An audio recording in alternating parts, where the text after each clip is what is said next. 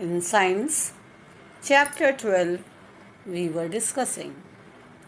I was explaining you chapter Reproduction in Plants. Today is the fourth part of the same. Till date, children, we have studied about the asexual reproduction. Okay, now from today, we'll start with the sexual reproduction. Before starting with the sexual reproduction, I just want to discuss with you the structure of a typical flower. A typical flower has four parts: sepals, petals, stamens, and the pistils. So, as you all know, and this pistil is also known as the carpels. Sepals are green, petals are colorful. Colorful petals, you can say they attract the insects for the pollination, which we will further study. Stamens, they are the male reproductive part, and the pistil is the female reproductive part. So children, today we will start with sexual reproduction. Before going into it, once again we will revise what is reproduction. So it is the process through which living organisms produces a new living thing like itself. Plants, as you know, they reproduce sexually through the reproductive cells, and these are called the gametes. Flower is the reproductive organ of a flowering plant. Sexual reproduction, it involves the fusion of the male and the female gametes.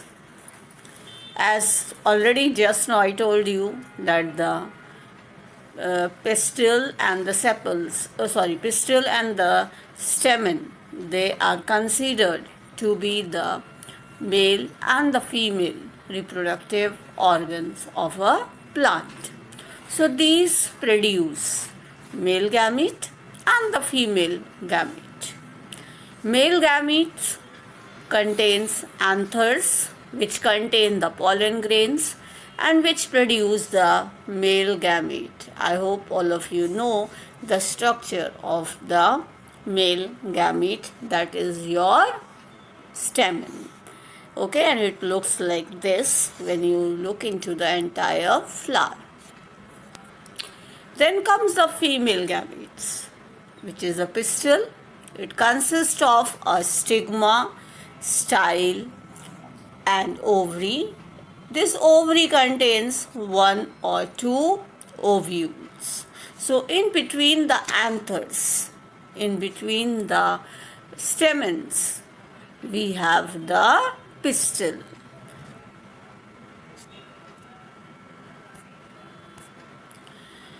Here is a matured flower which is having, you can see here separately the male and the female part has been shown. This is your, on the left you have your gynoecium and on the right you have your androecium. So when we are talking of the gynoecium, that is the female part, which is also called the carpel, it has got the stigma, which is the topmost. Then we have the tube-like structure, which is called the style, and below that we have the ovary, and within the ovary we have the ovules. And here when we look for the male, here we have two parts, and those are your male and the female. So here we have your anther and the filament. Now we will be performing one activity. We will be taking a mustard or a China rose flower, whichever is available, and we will separate its reproductive part, and then we will study the various parts of the stamen and the pistil.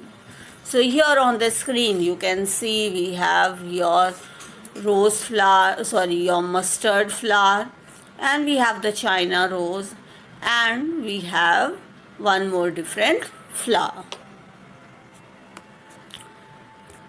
So when we just remove all the parts of from the matured flower, we will be seeing the pistil part.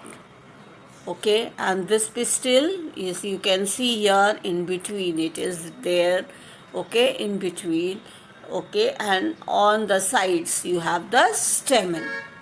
Stamen, which is the male part, it consists of your anthers. Here you can see the anthers, and this tube-like structure is your filament. On the other side, and these anthers, if you just look for these anthers, they look like this.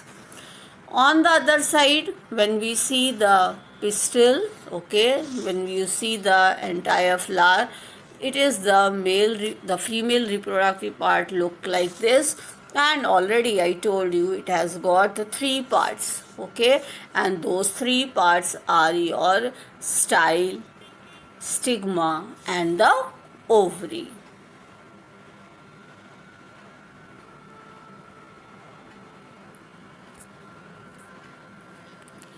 So different flowers I have taken to show you the different parts, so that it will be clear to you what is a stamen, what is anther, what is ovary, what are sepals, what are the petals, so that the things are very clear to you and you will be able to recognize each and every part properly. Okay. Now comes, there are two types of flower, okay, and those two types of flowers are your unisexual flowers and your bisexual flowers. So what are these? Okay, so as we have already studied now that flower is the reproductive part. So in this flower also, it has been categorized into two. One is your unisexual and the other one is your your bisexual. So the flowers which have either the pistil or the stamen, they are said to be your unisexual flowers. And the other name given to them is the incomplete flowers. So we will discuss now. I'll just explain you once again. Some plants, they have separate male and female flowers.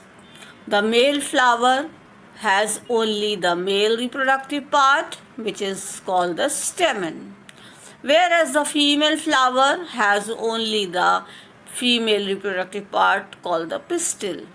So flowers which contain either the male or the female reproductive part are said to be your unisexual flowers. And since they are having only one type of the reproductive part, so they are also called as incomplete flowers. Among this, we have the cucumber flower, we have the papaya flower, we have watermelons, okay, we have bitter gourd. So all these are considered to be under your unisexual flowers. After the unisexual comes the bisexual flowers. Bi means two. So the flowers which contain both the stamen as well as the pistil are called the bisexual flowers, and they are also said to be your complete flowers because they are having both. So here we will again discuss some plants which have both the male and the female part within the same flower. This means the flower has both the stamen and the pistil. So such type of flowers are said to be your bisexual flowers. They are said to be complete flowers, and sometimes in some other books you will also find them as a perfect flower. So these are the three names which are given to your bisexual flowers. So here you can see the example of a sweet pea mustard flower. Already I have shown you once. Here it is your rose flower. So all these are your complete flowers. And apart from this, we have the lilies, we have the hibiscus, we have the orange flower. So all these are considered to be your bisexual flowers because they consist of both. Both male and female unisexual flowers may be present on the same plant or sometimes maybe on the different plants. So whenever a flower is unisexual, it is not that always they will be found on two different flowers or two different plants, but they can be even found within the same plant. Okay, but one flower will be your male, that means it will be containing your male reproductive part, and the other one may be containing your female reproductive part. The stamens, as already I told you, consist of a filament and an anther, which has got the two lobes, and these contain the pollen grains. So this is the structure of the pollen grains and the stamen. You can see both. Then the female organs consist of the pistil. It has three parts: the ovary, style, and stigma. Ovary is a lobe-like structure which is connected with the ovary through a tube called style. That means at the topmost part is your stigma. This is your stigma. Below that you have your tube-like structure which is said to be your style, and at the bottom we have the ovary. So these are the three parts which we have for your female organ.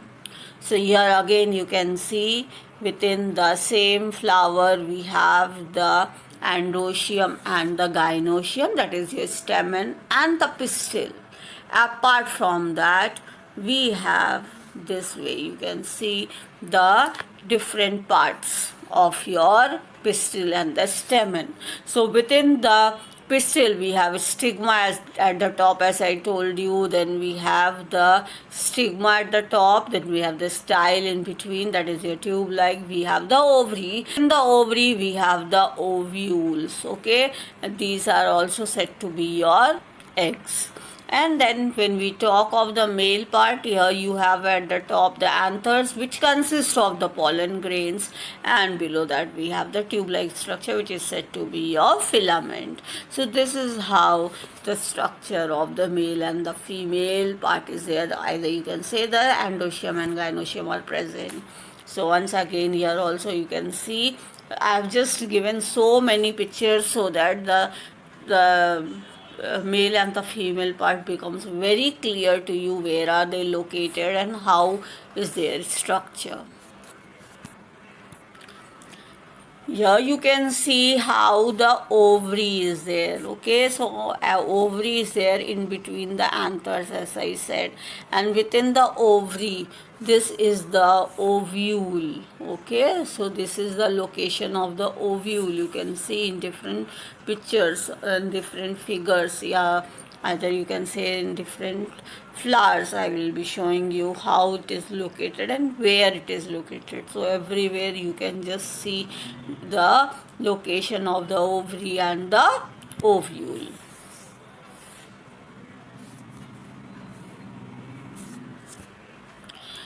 So the ovary contains one or more ovules, and the female gametes or the egg is formed within an ovule. So when the female gametes are there, they are formed within the ovule.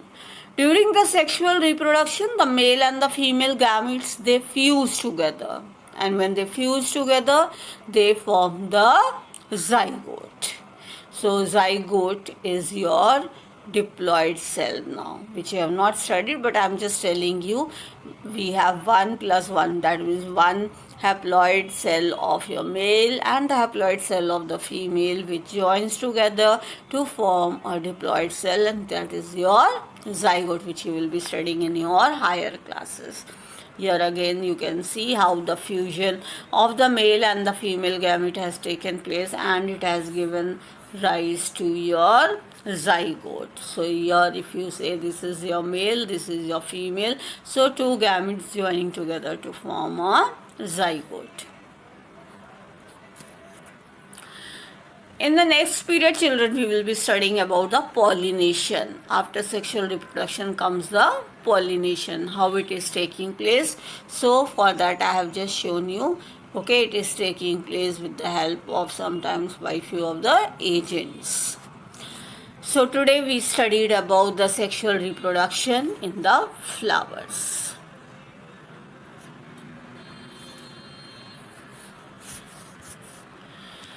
Today a home assignment for you. First question, what is sexual reproduction? Second one, distinguish between your unisexual and your bisexual flowers. Hope so you have understood the sexual reproduction also like your asexual reproduction.